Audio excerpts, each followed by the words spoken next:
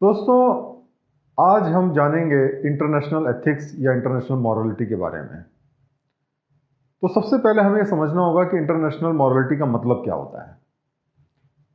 देखिए, जैसे हम किसी सोसाइटी में जब रहते हैं तो उस सोसाइटी में अच्छी तरीके से रहने के लिए ज़रूरी है कि सोसाइटी के जो मेंबर्स हैं वो एथिकल और मॉरल वैल्यूज़ को फॉलो करें। जैसे कि सबको सच बोलना चाहिए, एक दूसरे को धोखा नहीं देना चाहिए, लॉ को फॉलो करना चाहिए, क्राइम नहीं करना चाहिए। ये सारी की सारी जो क्वालिटीज़ हैं वो जिस सोसाइटी में होंगी, जिसमें हर मेंबर ऐसा होगा, वो सोसाइटी बड़ी खुशहाल सोसाइटी होगी और अच्छे तरीके से ग्रो करेगी। इसी तरीके से जब हम दुनिया की बात करते हैं तो जो एक एक देश है वो देश जो है एक इंडिविजुअल की तरह हम ले सकते हैं और इस दुनिया को एक गांव या एक सोसाइटी की तरह हम मान सकते हैं। तो अगर हम चाहते हैं कि हमारा जो विश्व है वो खुशहाल रहे, उसमें डेवलपमेंट हो, पीस हो, तो उसके लिए ज़रूरी है कि जितने भी नेशंस हैं, जितने भी देश हैं, वो कुछ एथिक्स को फॉलो करें, कुछ मॉरलिटी को फॉलो करें। और इसी चीज़ को हम इंटरनेशनल मॉरलिटी या इंटरनेशनल एथिक्स कहते हैं। तो सबसे पहले हम जानते हैं कुछ इंपॉर्टेंट टर्म्स को जो इंटरनेशनल मॉरलिटी के लिए एप्लीकेबल हैं। तो सबसे पहले इंटरनेशनल मॉरलिटी क्या होती है? इंटरनेशनल मॉरलिटी जो होती है या इंटरनेशनल एथिक्स जो होता है वो कोड ऑफ कंडक्ट्स हैं जिससे कि डिफरेंट जो नेशंस हैं, डिफरेंट जो राष्ट्र हैं, वो गवर्न किए जाते हैं। तो वो इंटरनेशनल कोड जो सारे राष्ट्रों को फॉलो करने चाहिए उसको हम इंटरनेशनल मॉरलिटी कहते हैं। नेक्स्ट टर्म है सोवर्निटी। सोवर्निटी जो टर्म है इसका मतलब ये होता है कि हर एक जो राष्ट्र है उसको ये पावर है या उसकी अथॉरिटी है ये डिसाइड करने की कि उसको क्या करना है। उसको कोई डिक्टेट नहीं कर सकता है कि आपको ये करना है। तो हर राष्ट्र जो है उसको अनलिमिटेड पावर है, एब्सोल्यूट पावर है कि वो अपनी डेस्टिनी डिसाइड करे, ये डिसाइड करे कि उसके हित में क्या है। तीसरा जो इंपॉर्टेंट कॉन्सेप्ट है वो नेशन। नेशन का मतलब क्या होता है कि उस तरीके के ग्राउंड या उस तरीके के जो कॉमन कल्चर ट्रेडिशंस होते हैं जिससे लोग अपने को आइडेंटिफाई करते हैं किसी पर्टिकुलर राष्ट्र के साथ में, कल्चर के साथ में या हिस्ट्री के साथ में, रिलीजन के साथ में, वो कहते हैं नेशन। जैसे भारतीय। अब भारतीय का मतलब ये नहीं होता कि जो भारत में रहे। अगर कोई भारतीय है जो दूसरे देश में भी जाके बस जाता है तो वो भी जो है भारतीय कहा जाएगा, चाहे हम उसको भारतीय अमेरिकन कहें या कुछ भी कहें। तो वो होता है नेशन। फिर होता है स्टेट। स्टेट का मतलब ये होता है कि वो एक कॉन्स्टिट्यूशनल अरेंजमेंट होता है जो ये डिसाइड करता है कि राष्ट्र को कैसे गवर्न किया जाएगा। तो वो जो राष्ट्र होता है जिसको एक ज्योग्राफिकल एंटिटी कहा जा सकता है, जैसे भारत है उसकी एक ज्योग्राफिकल एंटिटी है, तो उसको कैसे गवर्न किया जाएगा, जैसे हमारे यहाँ डेमोक्रेसी है, तो उसको हम कहते हैं स्टेट। तो ये चीज़ें जानने की हमें ज़रूरत है। तो जब हम यहाँ पे स्टेट मेंशन करते हैं तो स्टेट का मतलब होता है कि वो गवर्नमेंट जो कि उस राष्ट्र को गवर्न करती है। तो इस तरीके से दोस्तों आज हमने जाना कि जो इंटरनेशनल मॉरलिटी है या इंटरनेशनल एथिक्स है वो क्या चीज़ होती है और ये क्यों ज़रूरी है। जैसे कि हम सोसाइटी में रहते हैं तो हमें कुछ एथिकल स्टैंडर्ड को फॉलो करना चाहिए, वैसे दुनिया में सारे राष्ट्रों को कुछ एथिकल स्टैंडर्ड को फॉलो करना चाहिए ताकि इस दुनिया में पीस रहे, वॉर ना हो और इस दुनिया का लगातार डेवलपमेंट हो सके। बहुत बहुत धन्यवाद ये वीडियो देखने के लिए।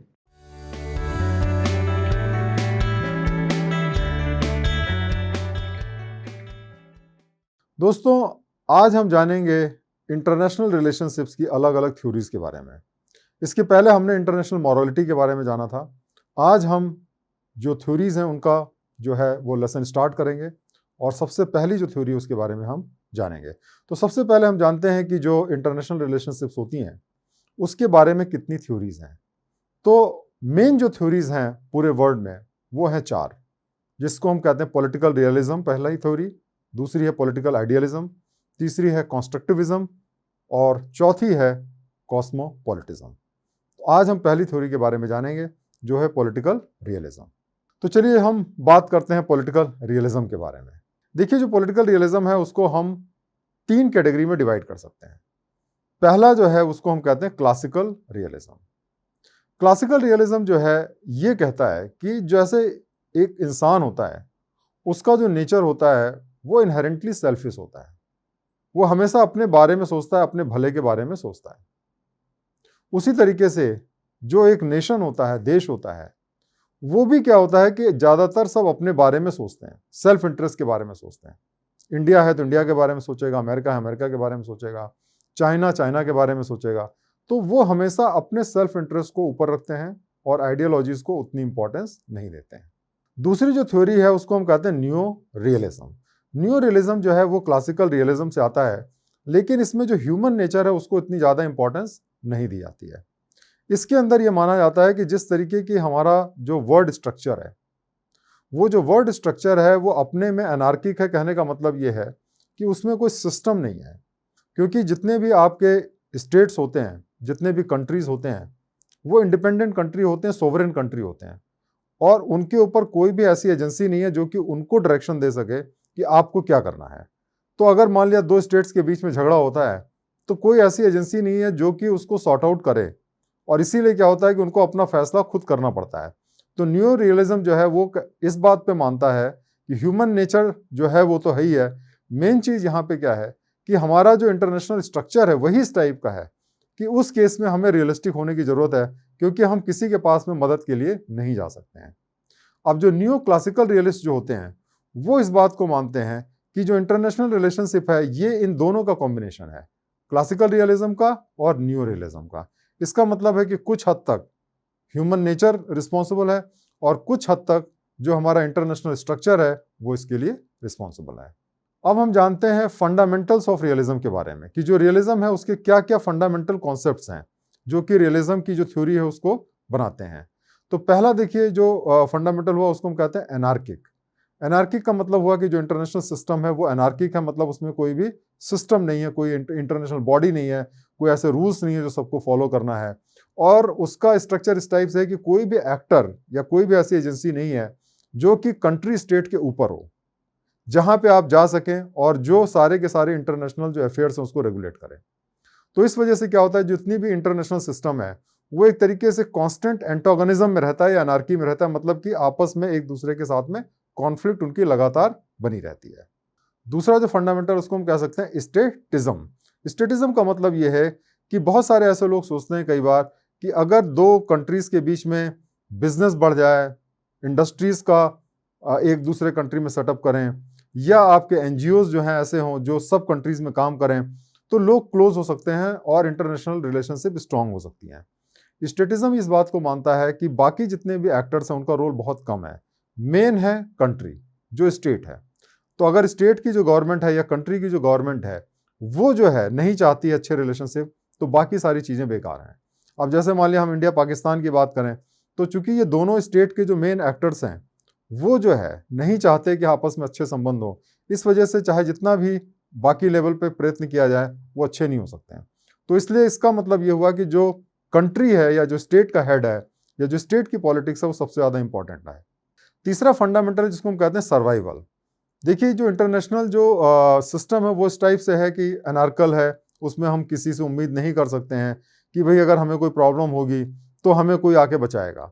तो उसमें क्या है, हमेशा एक स्ट्रगल चलती रहती है और हर कंट्री जो अपने अपने इंटरेस्ट के लिए काम करता है, और उस वजह से क्या होती है आपस में एक स्ट्रगल चलती रहती है और हर कंट्री को अपने सर्वाइवल के लिए प्रयत्न करना होता है।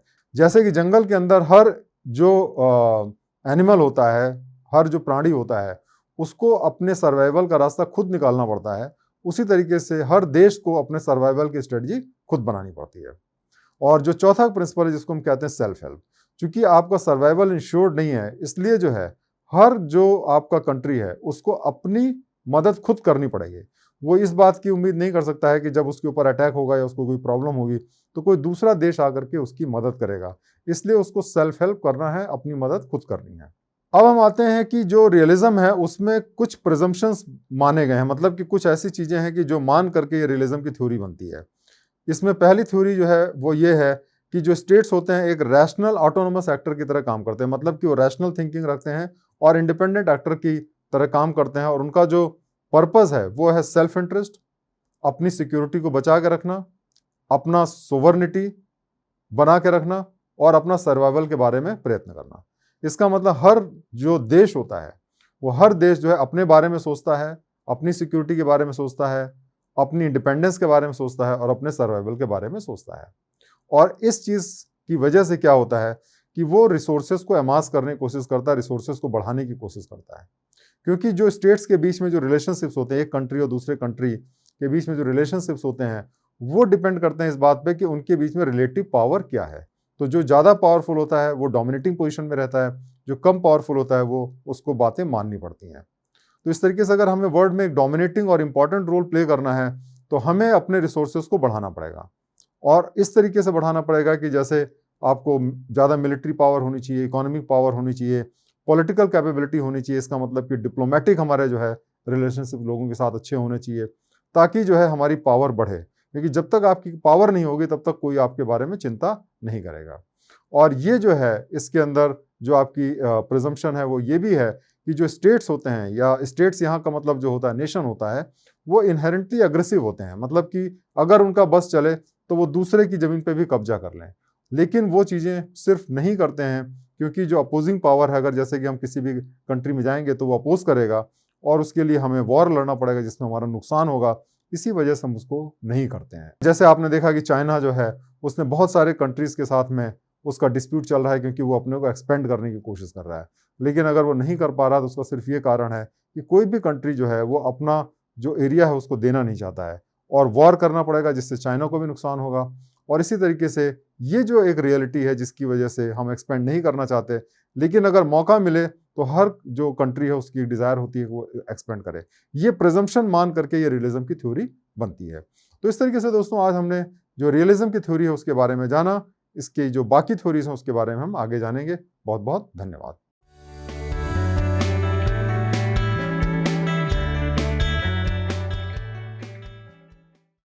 दोस्तों आज हम जानेंगे पॉलिटिकल आइडियलिज्म के बारे में।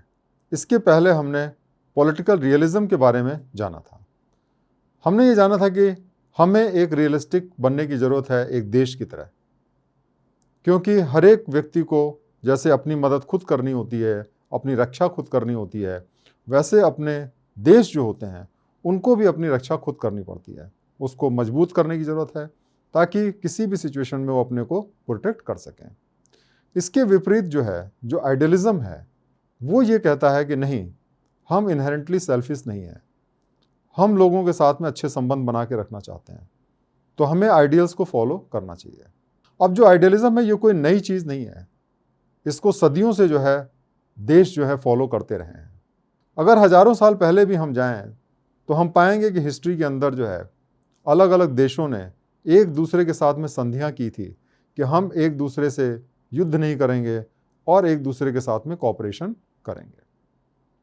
क्योंकि जो आइडियलिस्ट होते हैं वो इस बात को विश्वास करते हैं कि जो देश हैं उनको एक दूसरे की मदद करनी चाहिए ताकि जो है उनके अंदर म्यूचुअल ग्रोथ हो, एक दूसरे का भला करें, दोनों एक दूसरे की हेल्प करें ताकि दोनों देश जो हैं वो आगे बढ़ें, और जिससे कि जो वहाँ के जो वासिंदे हैं, सिटीजन्स हैं, उनका भला हो सके। तो आइडियलिस्ट इस बात को मानते हैं कि हमें जो पूरा विश्व है उसको एक फैमिली की तरह या एक कम्युनिटी की तरह ट्रीट करना चाहिए। जैसे कि अगर हम एक सोसाइटी में रहते हैं तो वहाँ पे हम एक दूसरे की मदद करते हैं, एक दूसरे के साथ मिलजुल के रहते हैं, कुछ प्रिंसिपल्स को फॉलो करते हैं, कुछ आइडियल्स को फॉलो करते हैं। वैसे ही अगर दुनिया के सारे देश भी कुछ आइडियल्स को फॉलो करने लगें तो जितने वॉर्स हैं ख़त्म हो जाएंगे और पीसफुल दुनिया बन सकती है। तो जो आइडियलिज्म की जो थ्योरी है वो ये मानती है कि जो इंटरनेशनल रिलेशनशिप्स है उसमें मॉरलिटी बहुत ज़्यादा ज़रूरी है, क्योंकि जब तक हम मॉरलिटी को फॉलो नहीं करेंगे तब तक जो है एक पीसफुल और प्रॉस्परस, एक संपन्न विश्व और एक शांत विश्व क्रिएट नहीं किया जा सकता। दुनिया में शांति नहीं हो सकती और दुनिया में समृद्धता नहीं आ सकती है। तो देखिए जो मेन फिलोसोफर्स हैं जो पॉलिटिकल आइडियलिज्म पे विश्वास करते हैं, जिन्होंने पॉलिटिकल आइडियलिज्म को प्रमोट किया, वो प्लेटो, एरिस्टोटल, सिसेरो और आज के समय में जो यूएस प्रेसिडेंट वुड्रो विल्सन है उनका नाम सबसे ऊपर आता है। अब हम जानते हैं कि जो आइडियलिज्म है उसका प्रिंसिपल्स देखिए क्या है। एक प्रिंसिपल ये है कि जो देश हों, स्टेट हों, देश हों, वो जो है जो उनकी जो इंटरनल पॉलिटिकल फिलॉसफी है वो उसको फॉरेन पॉलिसी में शामिल करें। जैसे कि मान लिया हम डेमोक्रेसी पे विश्वास करते हैं, तो हमें ये कोशिश करनी चाहिए कि पूरी दुनिया में हम डेमोक्रेसी को प्रमोट करने की कोशिश करें। जो कंट्रीज़ खास तौर से डेमोक्रेसी मानते हैं उनकी हेल्प करें।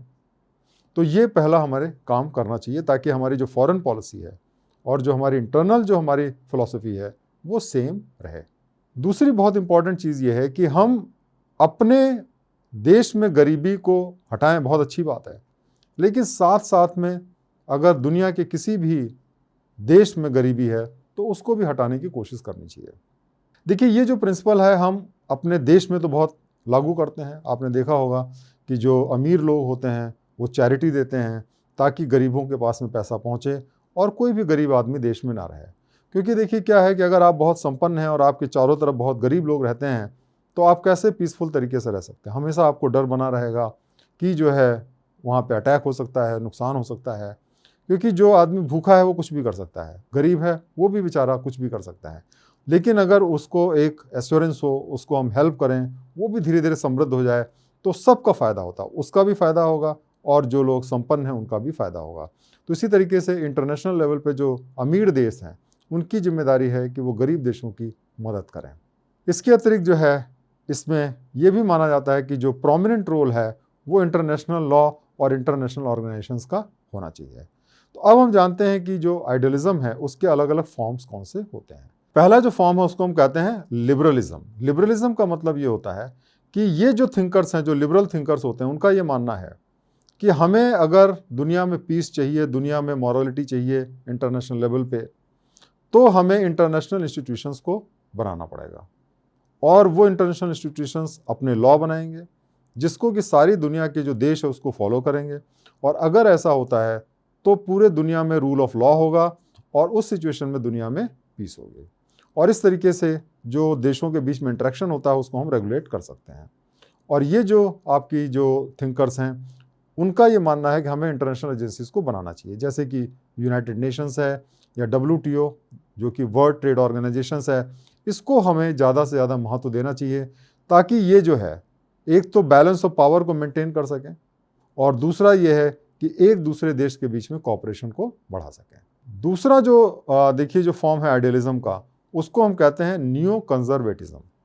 न्यू कंजर्वेटिज्म का देखिए मतलब ये होता है कि ये जो है जो इसका फोकस है वो इंटरनेशनल एजेंसीज पे उतना ज़्यादा नहीं है बल्कि यूनिवर्सल वैल्यूज़ पे है, जैसे कि डेमोक्रेसी है, ह्यूमन राइट्स है, फ्री ट्रेड है, वुमेंस राइट है, माइनॉरिटी प्रोटेक्शन है।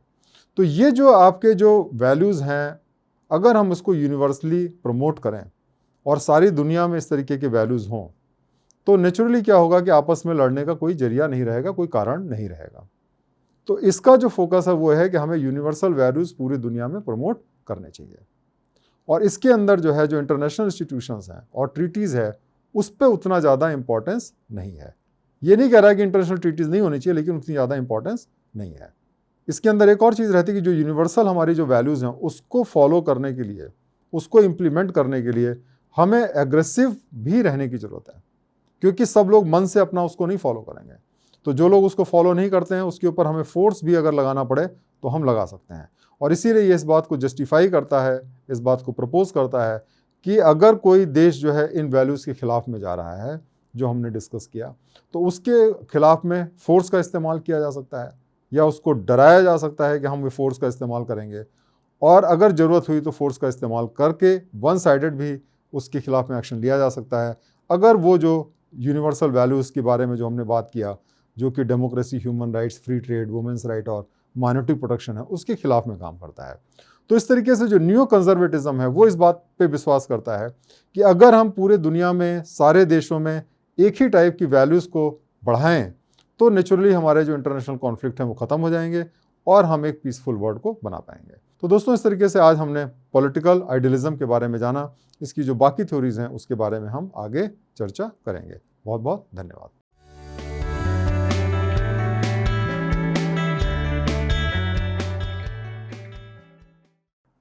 दोस्तों, इंटरनेशनल मॉरलिटी की जो तीसरी थ्योरी है वो है कॉन्स्ट्रक्टिविज्म और इसके बारे में आज हम जानेंगे।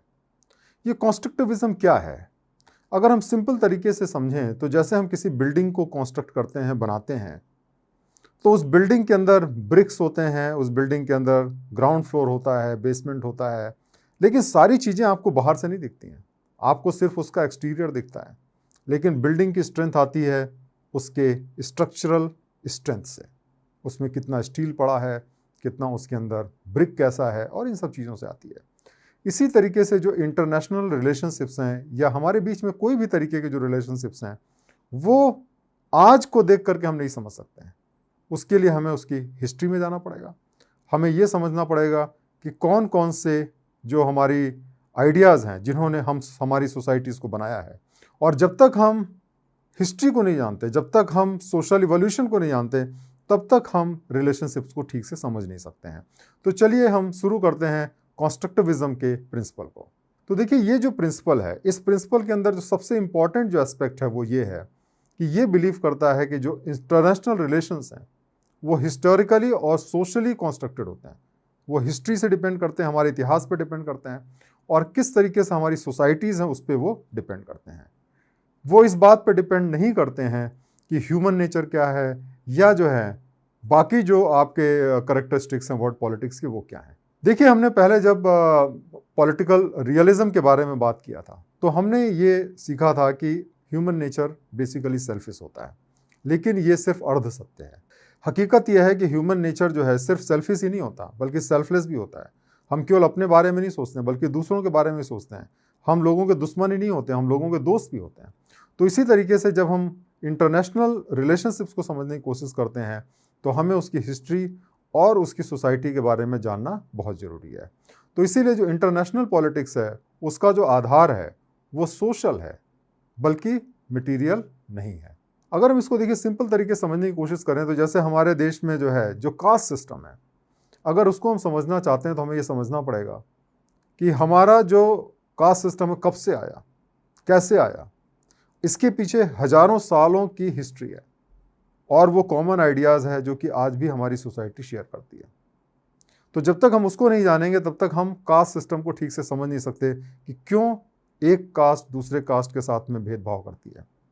इसी तरीके से अगर हम भारत और पाकिस्तान के जो रिलेशनशिप है उसको जानना चाहते हैं तो हमें अपनी हिस्ट्री को जानना पड़ेगा कि किस तरीके से पार्टीशन हुआ, किस प्रिंसिपल्स पे हुआ।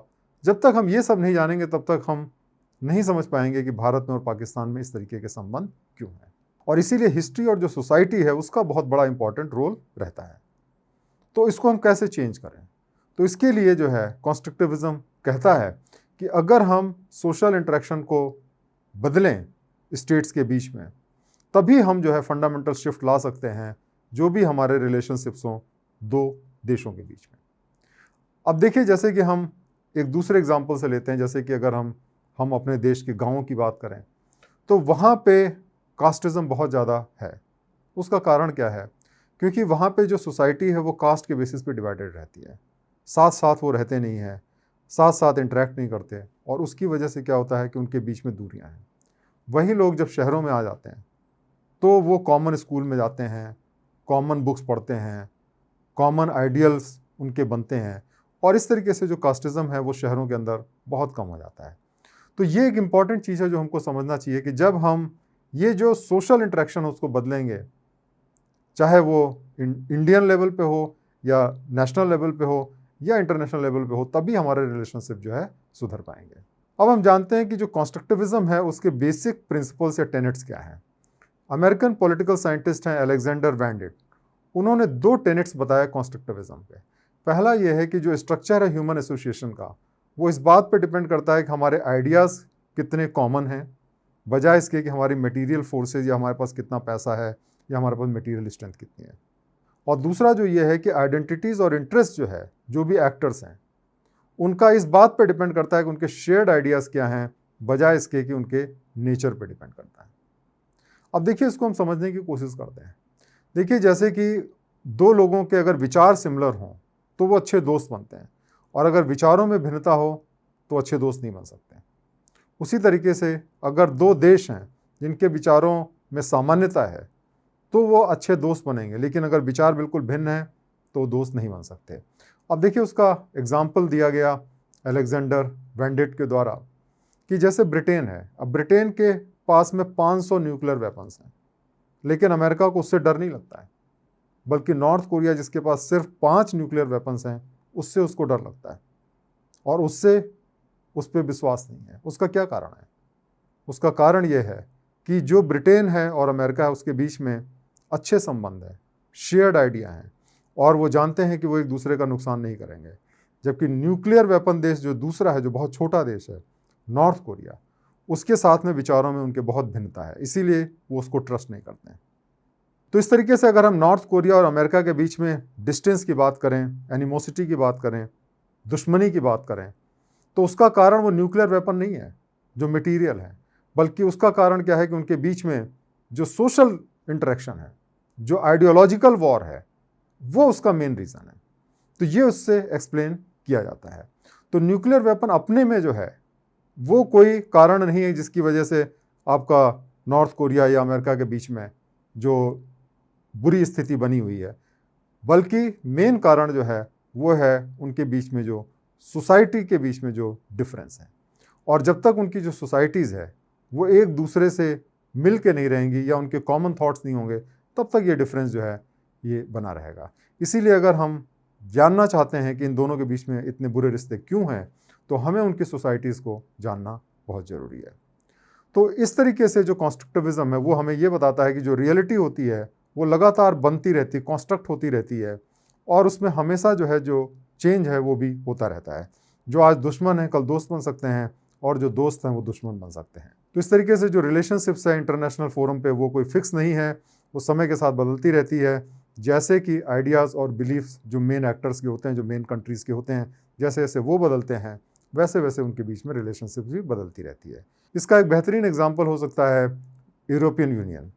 आपको मालूम है कि जो सेकेंड वर्ल्ड वॉर हुआ था उसमें ये जो कंट्रीज़ थे, जर्मनी, फ्रांस, इंग्लैंड, रशिया और अमेरिका, ये सब आपस में लड़े थे और करोड़ों लोग उसमें मारे गए थे। लेकिन आज जो है यूरोप के जो कंट्रीज़ हैं वो एक दूसरे के दोस्त हैं। क्यों? क्योंकि उन्होंने पुरानी जो आइडियोलॉजी थी उसको छोड़ दिया और आज वो जो है शेयर्ड आइडिया रखते हैं और उस शेयर्ड आइडिया की वजह से उनके बीच में दुश्मनी ख़त्म हो गई। तो इस तरीके से ये जो कॉन्स्ट्रक्टिविज़म है वो इस बात को कहता है कि अगर हम चाहते हैं कि इंटरनेशनल लेवल पे मित्रता रहे और सब एक दूसरे के साथ में मॉरल बिहेवियर करें, तो हमें शेयर्ड आइडियाज़ को प्रमोट करना होगा और इस तरीके से जो है हमारे अच्छे संबंध जो है बन सकते हैं। तो दोस्तों, आज हमने कॉन्स्ट्रक्टिविज़म के बारे में जाना और मुझे उम्मीद है कि आपको ये लेक्चर पसंद आया होगा। बहुत बहुत धन्यवाद।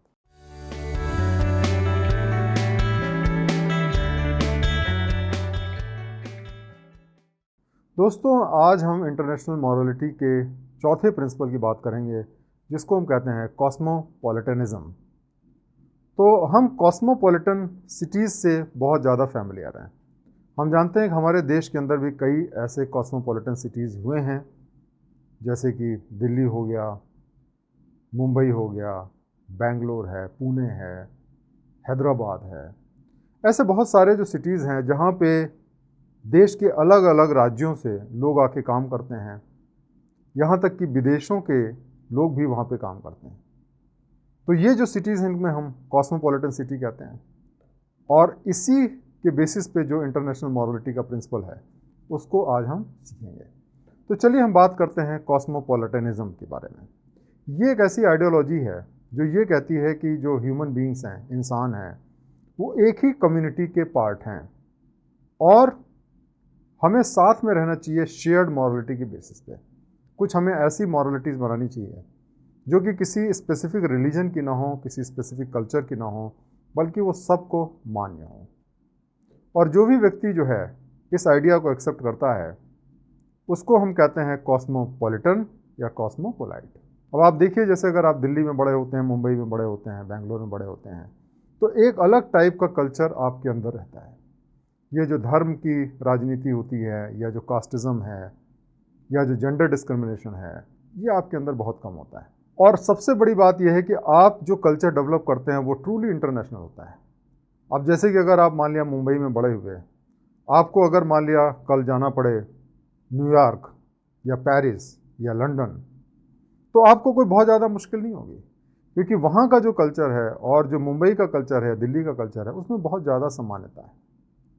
उसकी बजाय अगर आपको इंडिया के ही दूसरे पार्ट में, जैसे मान लिया दरभंगा है, गोंडा है, मुजफ्फरनगर है, ऐसी जगह पे मान लिया आपको जाना पड़े, तो आपको एडजस्ट करने में ज़्यादा दिक्कत होगी, क्योंकि यहाँ का कल्चर और जो कॉस्मोपॉलिटन कल्चर उसमें बहुत ज़्यादा फ़र्क हो जाता है।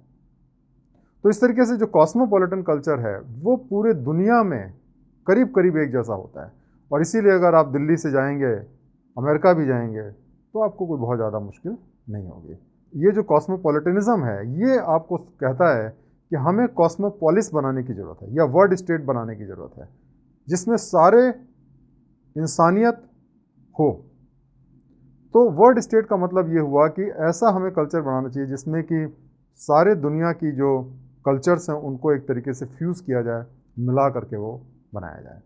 और ये जो टर्म है ये ग्लोबलिज्म या इंटरनेशनलिज्म से भी मिलता जुलता है, क्योंकि इसका मतलब वही है कि सारी दुनिया जो है वो एक स्टेट है। जो हम कहते हैं वासुदेव कुटुंबकम, ये जो है इस कॉन्सेप्ट को फॉलो करता है। अब हम बात करते हैं कॉस्मोपॉलिटन कम्युनिटी की। ये जो कॉस्मोपॉलिटन कम्युनिटी होती है वो इंक्लूसिव मॉरलिटी के कॉन्सेप्ट को मानती है, मतलब कि जिसमें सारे जो मॉरल प्रिंसिपल्स हैं उनको मिलाया जाए और उनको मिला करके ये कल्चर बनाया जाए।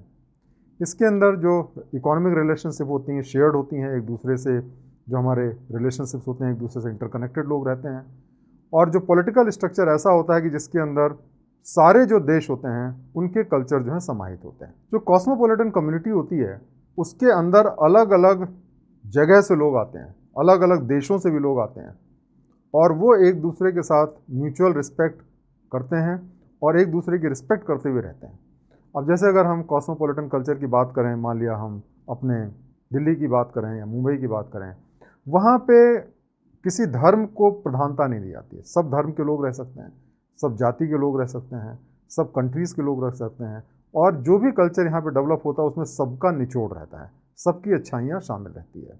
तो इस तरीके से जो कॉस्मोपॉलिटन कल्चर होता है उसके अंदर सारे इंसानों को बराबर ट्रीट किया जाता है और उनको एक ही कम्युनिटी का पार्ट माना जाता है, यूनिवर्सल कम्युनिटी का। अब हम बात करते हैं जो कॉस्मोपॉलिटनिज्म है उसके जो बेसिक प्रिंसिपल्स हैं वो क्या है।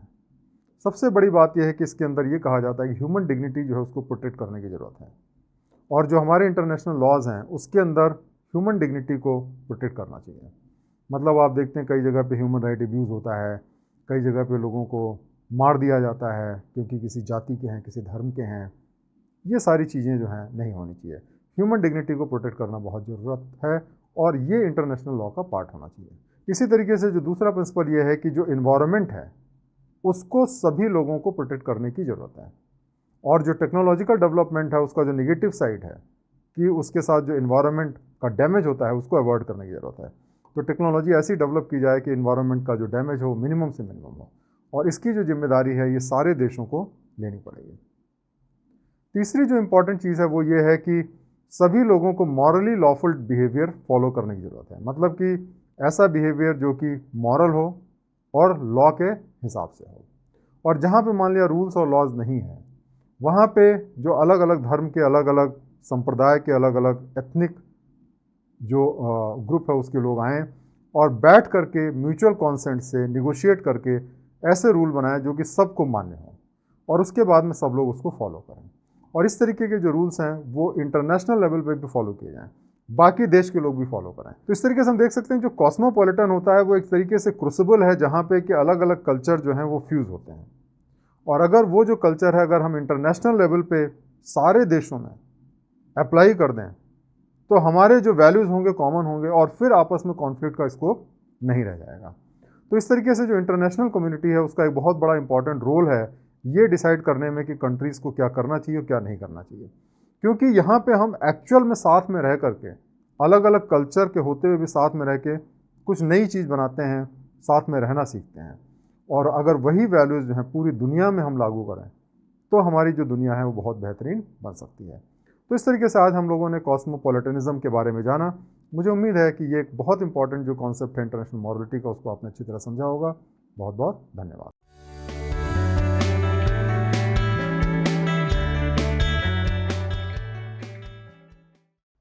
दोस्तों, हम इंटरनेशनल मॉरलिटी और इंटरनेशनल एथिक्स के बारे में जान रहे हैं। हमने ये पहले सीखा कि जैसे एक सोसाइटी होती है और हम चाहते हैं कि सोसाइटी में लोग प्रेम से रहें, अच्छी तरीके से रहें, तो हर व्यक्ति को कुछ ना कुछ एथिक्स और मॉरल कोड्स को फॉलो करना चाहिए। उसी तरीके से ये जो दुनिया है, उसमें जो राष्ट्र हैं वो एक इंडिविजुअल की तरह होते हैं, व्यक्ति की तरह होते हैं। और अगर हम चाहते हैं कि कोई वॉर ना हो, पीस हो और पूरे विश्व का डेवलपमेंट हो, तो जो भी देश हैं उन सबको कुछ एथिक्स और मॉरल कोड्स को फॉलो करना चाहिए। इसी को हम कहते हैं इंटरनेशनल एथिक्स। इस मामले में जॉन रॉल्स हैं, उन्होंने एक सोशल जस्टिस का कॉन्सेप्ट दिया जो कि बहुत इंपॉर्टेंट है। ये यूपीएससी में आ भी चुका है इस पे क्वेश्चन। तो ये जानना बहुत ज़रूरी है कि इसका मतलब क्या है, जॉन रॉल ने क्या कॉन्सेप्ट दिया सोशल जस्टिस का। उन्होंने ये कहा कि जस्टिस और फेयरनेस एक जैसी है, जस्टिस को हम फेयरनेस की तरह ट्रीट कर सकते हैं। इसका मतलब देखिए, उन्होंने एक्सप्लेन इस टाइप से किया। जॉन रॉल ने जो सोशल जस्टिस का कॉन्सेप्ट दिया वो एक्चुअली डिस्ट्रीब्यूटिव जस्टिस है और एक सोशल कॉन्ट्रैक्ट की तरह। जैसे हम अगर सोसाइटी में रहते हैं तो उसमें एक गिव एंड टेक होता है। अगर हमारे पास में कुछ है तो हम दूसरों को दें जिसको उसकी ज़रूरत है। तो ये एक सोशल कॉन्ट्रैक्ट रहता है। हर व्यक्ति को कुछ ना कुछ देना पड़ता है सोसाइटी में अच्छे तरीके से रहने के लिए। जैसे कि अगर किसी के पास में ज़्यादा पैसा है तो गवर्नमेंट उस पर टैक्स लगाती है और वो पैसा लेकर के गरीबों में खर्चा करती है। या वो जो अमीर आदमी है वो कुछ ऐसे सोशल एक्टिविटी के काम करता है जिससे वो पैसा लोगों तक पहुंचे। तो ये एक तरीके का सोशल कॉन्ट्रैक्ट। अगर हम सोसाइटी में रहते हैं तो हमको गिव एंड टेक करना पड़ेगा। अगर हमारे पास कुछ है तो हम उसको दूसरों को दें, ताकि दूसरों के पास अगर कुछ है तो वो हमको दें, और इस तरीके से सोसाइटी जो है अच्छे तरीके से चलती है। और इसी को उन्होंने कहा कि जो गुड्स है, जो सामान है, उसका डिस्ट्रीब्यूशन फेयर तरीके से होना जरूरी है, क्योंकि अगर एक ही के पास सब कुछ रहेगा, सबके पास नहीं रहेगा, तो उस सोसाइटी में कोई पीस नहीं हो सकती है। और इसको उन्होंने कहा जस्टिस एज फेयरनेस, कि जो न्याय है वही फेयर है। इन्होंने दो प्रिंसिपल्स जो हैं वो जस्टिस के दिए। पहला प्रिंसिपल ये है कि एक अच्छी सोसाइटी ऐसी है जिसमें कि हर व्यक्ति को ज़्यादा से ज़्यादा फ्रीडम हो, लिबर्टी हो, और उसकी लिबर्टी पे रिस्ट्रिक्शन तब आना चाहिए जब वो दूसरे की लिबर्टी पे इंटरफियर करने लगे। तो जब तक हम दूसरों की लिबर्टी पे, दूसरों की फ्रीडम को इफेक्ट नहीं करते हैं, तब तक हमें पूरी फ्रीडम होनी चाहिए कि हम जैसे चाहें अपनी ज़िंदगी को जी सकते हैं। और दूसरा उन्होंने ये कहा कि जो इनइक्वलिटी है, गरीबी और अमीरी, जो डिफरेंस है, उसको हमें कम से कम करने की ज़रूरत है और मिनिमाइज करने की ज़रूरत है। तो ज़्यादा से ज़्यादा हम उसको कम करें जब तक कि वो लोगों पे असर ना करने लगे। अगर उसको हम इतना कम कर दें कि उससे जो गरीब लोग हैं उन्हीं पे असर पड़ने लगे, तो वो नहीं करना चाहिए, पर उसको जितना कम करें इनइक्वलिटी को, उतना बेहतर है। जॉन रॉल्स ने जो प्रिंसिपल दिया उसको हम कहते हैं लॉ ऑफ पीपल्स। इस लॉ ऑफ पीपल्स में उन्होंने ये कहा कि जो नेशंस होते हैं वो पीपल की तरह होते हैं। मतलब जो देश होते हैं वो व्यक्ति की तरह होते हैं। और व्यक्ति का मतलब यहाँ पे ये है कि जो सोसाइटी ऑफ पीपल है, मतलब जो विश्व है वो एक सोसाइटी ऑफ पीपल है या सोसाइटी ऑफ नेशन है। और जहाँ पे जो नेशन एक्टर्स होते हैं, जो राष्ट्र के जो हेड होते हैं, वो वही रोल प्ले करते हैं जैसा कि एक सिटीजन होता है एक सोसाइटी के अंदर जो रोल प्ले करता है। जो लॉ ऑफ पीपल है उसको उन्होंने डिफाइन किया, a particular political conception of right and justice that applies to the principle and norms of international law and practice. मतलब जो राइट और जो जस्टिस है उसका जो कॉन्सेप्ट जो कि इंटरनेशनली एक्सेप्टेबल है, उसको हर एक राष्ट्र को फॉलो करना चाहिए। तो जॉन रॉल ने 8 प्रिंसिपल्स दिए और उन्होंने जो वर्ड पीपल इस्तेमाल किया उसको हम राष्ट्र या नेशन से रिप्लेस कर सकते हैं। और ये जो 8 प्रिंसिपल्स हैं वो इस तरीके से हैं। पहला प्रिंसिपल ये है कि हर एक जो देश है वो फ्री है और इंडिपेंडेंट है, और उसकी जो इंडिपेंडेंस है उसको सारे देशों को रिस्पेक्ट करना चाहिए। दूसरा ये हर एक जो देश है वो इक्वल है और अपनी हिसाब से कोई भी एग्रीमेंट करने के लिए स्वतंत्र है। तीसरा प्रिंसिपल ये है कि हर जो राष्ट्र है उसको सेल्फ डिफेंस का अधिकार है। अगर उसके ऊपर कोई अटैक करता है तो उसको अधिकार है कि अपने को बचाए, लेकिन उसको किसी दूसरे राष्ट्र पे अटैक करने का कोई अधिकार नहीं है। चौथा प्रिंसिपल ये है कि हर एक जो राष्ट्र है उसको दूसरों के मामले में इंटरफियर नहीं करना चाहिए। किसी भी राष्ट्र का जो आंतरिक मामला है उसमें इंटरफियर उसको नहीं करना चाहिए।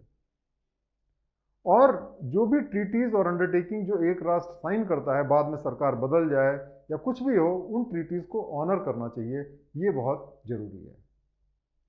और जो नेशंस हैं उनको कुछ जो रिस्ट्रिक्शंस हैं और जो कोड्स हैं जो वॉर के समय फॉलो करने चाहिए, उसको फॉलो करना चाहिए।